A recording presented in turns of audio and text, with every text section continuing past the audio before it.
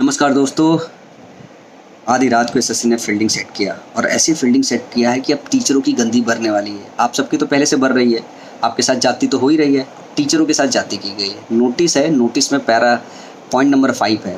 Point number 5 में लिखा गया है कि कैंडिडेट जो सिलेक्शन पोस्ट की या सीजीएल की जो आंसर की है, जो रिस्पॉन्स शीट है, उसे पोर्टल पर जाकर चेक कर सकते हैं, अपने रिप्रेजेंटेशन डाल सकते हैं।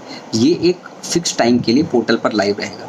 इसके बाद इन्होंने जो लिखा है ना, उससे शिक्षकों का माथा खनकेगा। क्यों?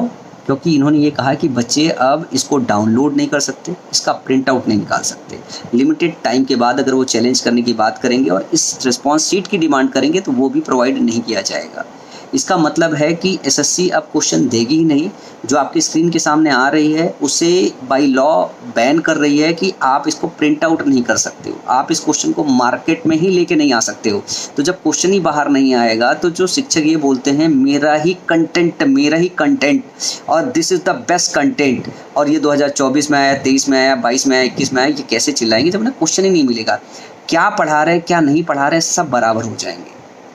अभी देखो क्या टीचरों की आवाज़ आती है, या अभी भी जब उनके गले में ना रस्सी लटकने वाली है तो वो चुप बैठेंगे। अब देखना बड़ी जोर से आवाज़ आएगी, सारे के सारे शिक्षक चा चा चा चा चा चा चा चा चिल्लाते बाहर आएंगे कि अब तो ये सही नहीं हो रहा है, अब तो ये जस्टिस सही नहीं है, अब ये उखाड़ देंगे, वो उखाड़ देंगे, हम सुनेंगे नहीं, बर्दाश्त नहीं करेंगे। अभी तक जब तक आपका दर्द हो रहा था तब तक किताबें बिक रही थी, कोर्स बिक रही थी, बाकी सारा बिक रहा था। अभी देखना ऐसे झल्लाते हुए सारे के सारे टीचरों की इस पर वीडियो आएगी कि आप अंदाज़ा नहीं लगा सकते हो कि रिस्पॉन्स शीट नहीं दे रहे हैं।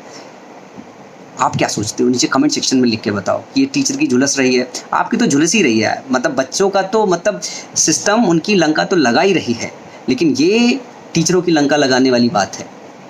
नीचे कमेंट सेक्शन में बताइए ये सही हुआ गलत हुआ, आप इस पर क्या सोचते हो। और इस सारे चीज़ों को लेके रिफॉर्म की लड़ाई क्या हमें लड़नी चाहिए या नहीं लड़नी चाहिए, मैं अकेला कब तक लड़ता रहूँगा? वेट करूँगा आपके जवाब का नीचे कमेंट सेक्शन में।